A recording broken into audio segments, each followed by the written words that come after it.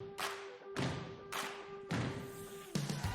causing the consternation and taking the acclaim.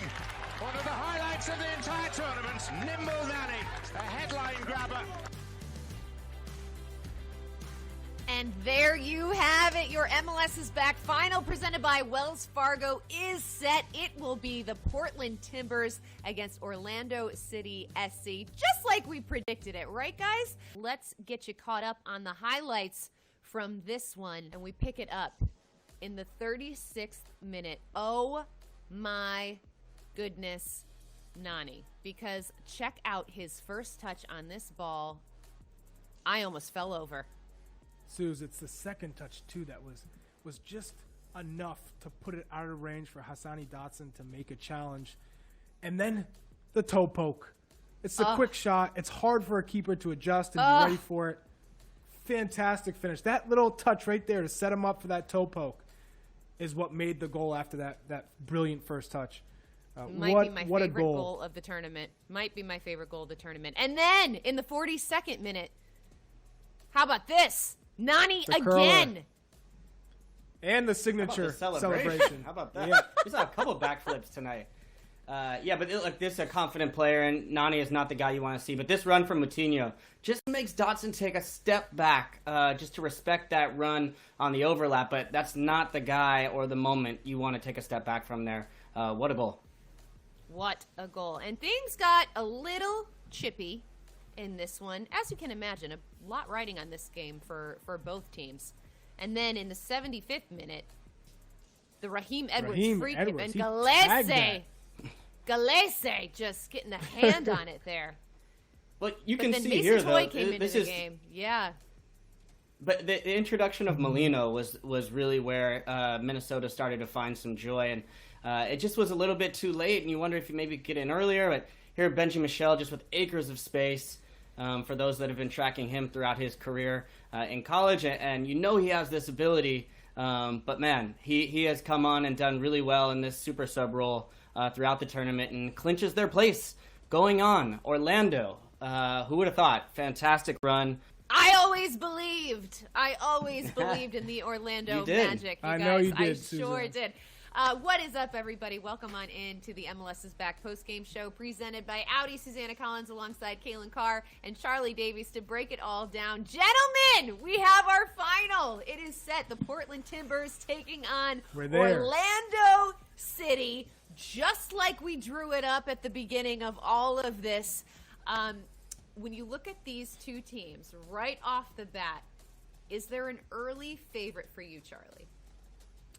Portland, just because of experience. What? After what we just saw? Hey! Come on! We just talked. Susanna, you asked him the question. You got to give him a chance here. Thank you. We're talking about a Portland team with a ton of experience. They've been here before. And the style that Orlando plays, like I talked about in pregame, I think allows Portland some more freedom in behind because Orlando will push forward. They will come in and try to create something in the attacking half. And so when you throw numbers forward, we saw Juan, we saw Moutinho, they love to make those overlapping runs. Well, for the counter, they're going to have space in behind. Blanco, Valeri, and we saw exactly what Diego Chara was able to do at the 34-year-old, putting in work, getting box to box, starting counterattacks. And then Jeremy Ebobisse continues to grow as a top striker. I'm really excited about his potential as he continues to work on his game in every facet. So Portland Timbers, for me, are the early favorite.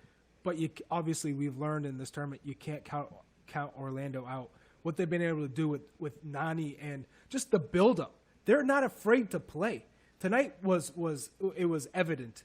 No matter how you press them, no matter who's pressing them, they're going to try and play out. And they can play out. They have the players to do it. They have the quality, which was very impressive tonight. Yeah, Charlie, I agree. What about for you?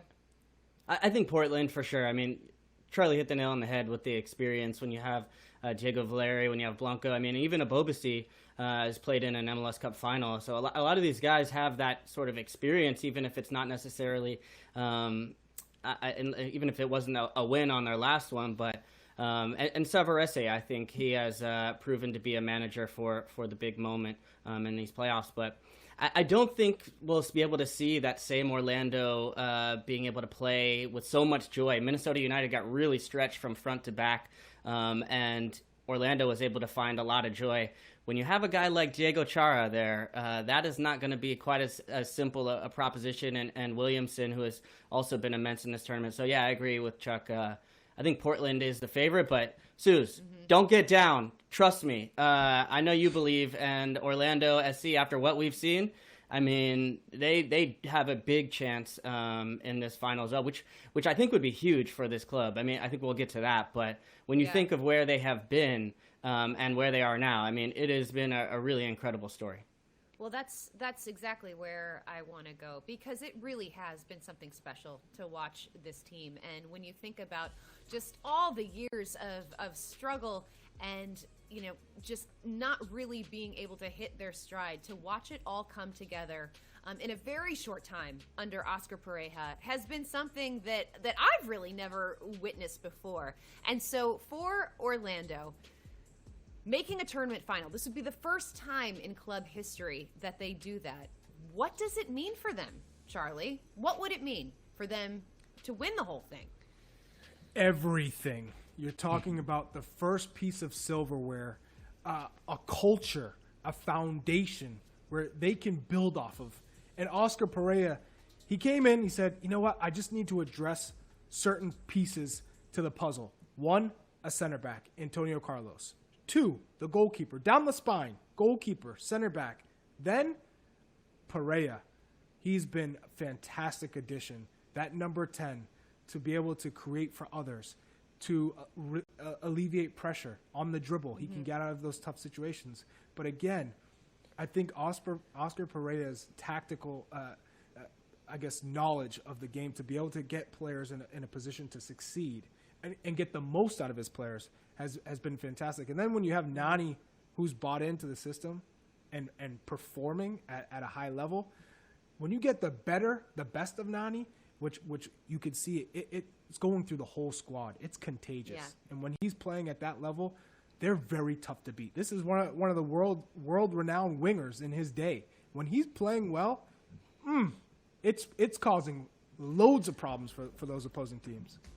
I mean, I watched this guy, and we talked to him on the call-up at the very beginning of the tournament, and he told us he was in the best shape of his life. And this guy, I mean, I will have what he's having, because it's like he's drinking from the fountain of youth. Honestly, he has just been spectacular. Kalen, do you think he could be the Adidas Player of the Tournament? Oh, absolutely. I mean, I think he is at this point, and if I think it'll probably go down to whoever wins the final between him and Sebastian Blanco. But, Suzanne, I mean, from the first moment and the first minute to the very last, and in that first match, he gets that, I think, 97th minute winner. And the guy's fitness is just incredible. I don't think he's actually even come off the pitch. Maybe a couple seconds at the end of this match might have been the first time. And you never question, the fitness or the athleticism or the professionalism, but in the past you did wonder, was he going to be a leader, or to Charlie's point, had he bought in? And there were so many, when things are going bad, sometimes you hear comments about, well, is Nani all in, or where does he stand? And you can tell now in this tournament, he has been all of that and then some. And for a new manager, right, this would cement what he's trying to do, because it's one thing to come in and have these new ideas and to get players to trust in you and believe, but ultimately that comes down to results. And when you get those wins and they're coming and you're getting goals and you're finding success, now you're saying, well, hey, if you win a trophy, I mean, that's where you're starting to say, okay, I'm going to listen to this guy. He clearly has this picture right. He's put the right pieces together. He's made the right substitutions at the right time. So credit to Pareja. It's incredible to see this really come together as fast as it has, especially when you consider that there really was no foundation in a lot of ways before this tournament began. Well, the celebrations for Orlando in full effect right now, and as well, Dom Dwyer weighing in from home. That's Desire Lads one more step. Lots of people weighing in on social media, including Stu Holden. You got to love it with the Joseph. What is going on? What is going on? I'm not laughing so much right now. No, indeed. How the tables have turned, right? My goodness, who would have thunk it? Well, one of the differences that we saw for Orlando tonight, Charlie, was something you wanted to talk about. Orlando playing out of the back. Why did that work? Early on, Minnesota went for it. They were showing urgency. They wanted to get on the score sheet first, which would therefore help out Minnesota with the way they play, how they can sit back, defend, and it's tough to deal with. But Orlando were able to play out of those difficult situations. Whenever Minnesota put 3, 4, 5 guys pressing Orlando's back line, they were able to find that available option and continue to play out of the back. And then because of that, Minnesota said, okay, we can't press. They're going to break our press. So let's drop back a little bit, which allowed Robin Janssen the time to hit Nani on that first goal. You see, they would press. Then next thing you know, they were playing entry balls. They were getting out of trouble. They'd find the opposite side. Then they were getting into the attacking half. It worked well. And all of a sudden, because of that, you get some freedom. You get some space. And Robin Janssen plays that ball over the top. Then Nani takes his player, Dotson on the dribble, 1v1, which we talked about. That was an area of the field we wanted to watch. That left side of Orlando, the right side of Minnesota. Because of that goal, the next time Nani gets on the ball, Dotson goes, I remember you burnt me. Now I'm going to drop off a little bit. And once he gave him that much space, Moutinho saw the left. He overlapped around the left and said, okay, now I can get into that attacking third. I can try and get involved. And then Dotson has to be honest and stay back a little bit. When you give a Nani, a player who was once a world-class winger, that much time and space, of course he's going to curl it side netting, Susanna.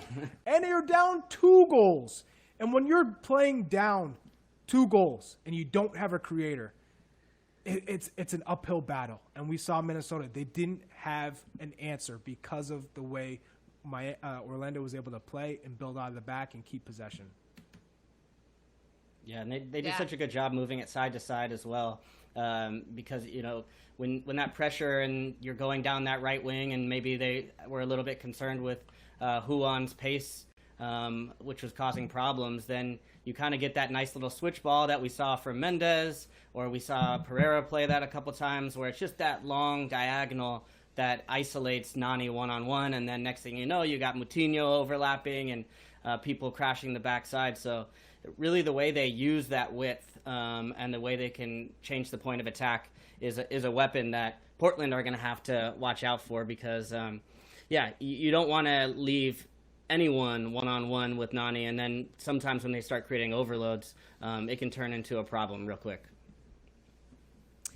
Well, looking at Minnesota, at the end, they used some subs. Adrian Heath kind of seemed to throw the kitchen sink out there, brought in Mason Toye, brought in Kevin Molino. But for you, Charlie, you said that Kevin Molino should have been brought into this match way sooner than he was. Much sooner, Susanna. He came in and made a difference right off the bat. On the dribble, always had his head up, whether it was trying to find that final pass or I can get by 1 or 2 guys on the dribble and try and create my own shot. You saw when he wasn't in the game, Minnesota gets into those advanced positions, and who was trying to make the game? It was either Ozzy Alonso or Ja'Cory Hayes, 2 more defensive-minded midfielders. It wasn't going to happen for them. They needed that number 10. They needed that creativity. Kevin Molino comes in. If he's in those positions, you're having a better opportunity, a better shot to not only score goals, but create goals and find those holes, find those gaps. And you have a player who can beat players on the dribble. So they were missing Kevin Molino mightily. And I think if he was fit and he looked sharp, he looked energetic, put him on at half. He would have been the difference maker for this Loon side had he been in, but we'll never know. We'll never know. We'll never know. The Chuck, road I'm with you here. on that one. He changed the game, and he's the one piece that you have where you can say you don't really know what he's going to do. Otherwise, it looks methodical, at times a little bit plodding, where it's pass to pass to pass. They pass it around nicely, but he's the one player where he gets the ball and, you know, you don't really know what he's going to do. Because, yeah, he might just – he'll square up a guy and beat him once and then maybe even beat the second guy, and then he slipped Mason Toye. I agree, man. I think missing him was huge. Tell me, after seeing tonight when Mason Toye comes into the game, how is he not getting playing time? Answer that question for me. And if you're Atlanta United, how are you not trading to get him? Or if you're Red Bull, how are you not trading to get Mason Toye? Because this is a player who comes in, and he's been fighting. He's talked about it. He's always has to prove himself like all players, but he feels like he has to do a little bit more to get some time on the field. He comes on, makes great runs, gets an opportunity, and finishes. That's what they've been needing. Pace, somebody who's making runs in the behind to be dangerous, and he can't get playing time. Especially with the way they play, he gives them. Yeah, well, I mean, especially with the way they play, they need somebody who can stretch the field. And Amarilla, he fights, but he's more of a guy that's going to kind of hold it up, dig it out, and he's got a little bit of pace, but nothing that's going to really trouble back line. So I agree with you. If there's one thing I could say is that he missed that second chance and the header where it comes across, and it's like he has some inconsistencies at time where he can score 2 or 3, or he can miss a big chance, and that can cost you. And for a guy where the margins are small as far as getting on the line, we've seen this with Abobasi as well, and maybe why he hadn't gotten that trust yet. But I agree with you, Charles. I mean, he's got so much potential, and so whether we see this come forward, whether we see it come forward with Minnesota or somewhere else, I think he's definitely one to watch. He needs time. I like that you just called Charlie Charles too. We've got Chuck, Charlie. Keep it official here. The whole gamut of names. It's tremendous. That's when you know that's when he's in trouble. Yeah. Charles. Time now for Audi goals drive progress, because during the MLS is Back tournament, with every goal scored, Audi will contribute $1,000 for goals tonight. And so far, there have been 143 goals in the tournament, which totals $143,000. And during the MLS is Back tournament championship match, every goal scored is worth $5,000. In addition, Audi will contribute $10,000 to the MLS is Back tournament Golden Boot Winners Academy Club. And with that, let's check out the standings for the Golden Boot presented by Audi. And I mean, Diego Rossi. Yeah, he's taking it home. Let's just we keep doing gift this. wrap it right now? I know. No, I'm like, okay. You know, we gotta Hasn't send really it to him changed. Hasn't really changed. It'd have to be quite the final from Jeremy. I don't know. I know. He would have to have an inspired performance. Again, a hat trick. Listen, it's like anything's possible at this point, as we have seen in this tournament. And speaking of anything's possible, check out this bracket, you guys. The MLS is Back tournament final presented by Wells Fargo is set. The Portland Timbers taking on Orlando City next Tuesday. And right now, we are going to toss it to Matt Doyle, who is going to give us a little insight as to why Orlando could win the whole darn thing. Here is Top Tier.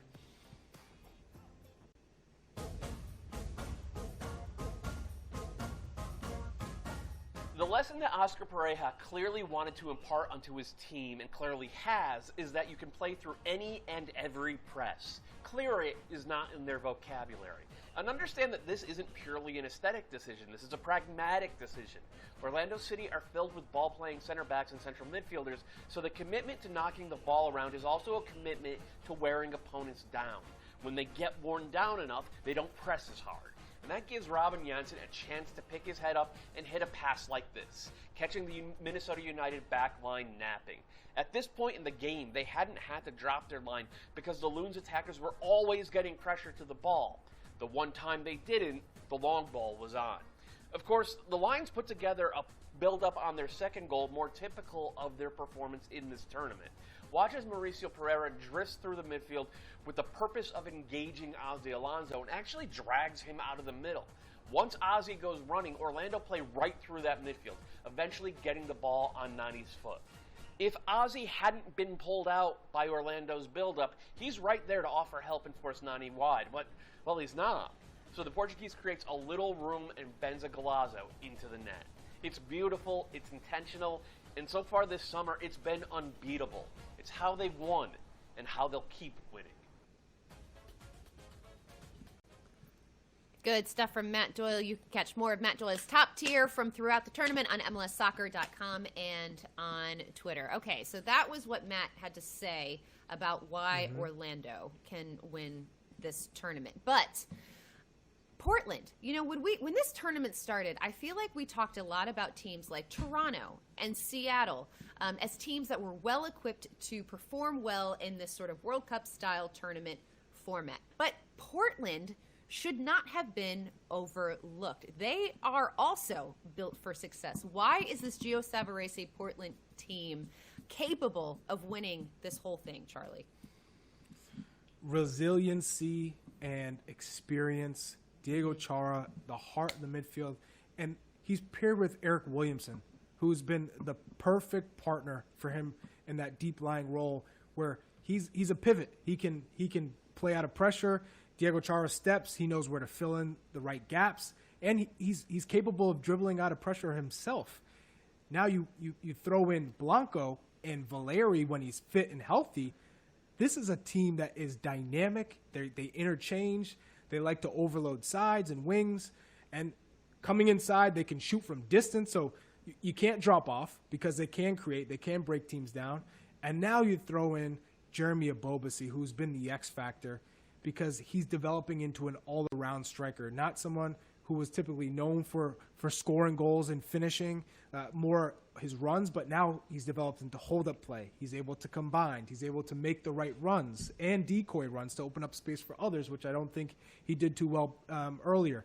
And now they also have Nieshkoda to come in to the fold to kind of push Ebobisse from the side, whether it's, hey, Jabo, you got to start finishing, or we're going to put Nieshkoda there, or go out to the wing, we're going to put Nieshkoda up top. And so you can still come inside. You can still be almost a second forward when the ball's on the opposite side. You crash the box. You can still get goals that way in getting in the box and getting in the air because he is an aerial presence because he's a big, strong player. So this team is complete, and they have Mabiala and Superic has been a fantastic center back pairing. They're both strong. They drop off. I think they have a good understanding of who steps, who doesn't, who will back off, who will cover, and they're both big guys. So when you talk about set pieces, they're both there to clean things up. Yeah, and Susanna, I think when you look at this Portland team versus the team from a couple years ago that was in MLS Cup, it looks a lot the same in a lot of ways. I think Williamson, Charlie's point, is a really good one. The fact that they were able to find him and bring him up, and now he's playing with a ton of confidence. And you talk to Doyle's piece about playing out of pressure. I mean, he's become already in this tournament one of the best at doing that. But I think the big difference is it's the same piece, but Jeremy Ebobisse has made them a much more lethal team, and he's scoring big goals. And we talked about Mason Toye and his sort of lack of getting into the side. Well, Jeremy has fought his way in. It's a really good model to follow because he has earned his trust that he's gotten over time. 11 goals last year, but you felt like, I don't know, are they really going to give him the keys? And he's taken them. He's taken them. He's driving the car, and he's going down the street. I mean, he has been amazing in this tournament so far. He always offers a lot in his hold-up play. He works for the team, and that will keep you sort of in and around it. But as we know, Chuck, if you're not putting it in the net, especially in a one forward formation, I might have been able to help as long as I'm getting Chingy or Will Bruin some goals. But when a 1 foot striker formation, you have to score goals to stay in the side, and he's now getting on the end of those and putting them away. And so I think we'll see a different team in a cup final. He's been in one. And we talked to him about it in one of those streams, and he wanted that one back. Well, I think we're going to see a different Jeremy Ebobisse in this MLS's back tournament final. Yeah, I don't know about you guys, but Tuesday cannot come soon enough The MLS is Back tournament final presented by Wells Fargo on Tuesday. The Portland Timbers taking on Orlando City SC. And guys, don't forget to join us for the MLS is Back final pregame show presented by Wells Fargo. Myself, Kaylin, Charlie, we will be here to preview it all. Squad. I mean, come on, guys. This is the A team right here. We've been with you the whole time, like we'd leave you for the big show. This has been so much fun, guys. What a fantastic semifinals we have seen. Such a pleasure. And as always, thank you everybody for tuning in. Hope you enjoyed the soccer. Hope you enjoyed the show. We'll see you Tuesday.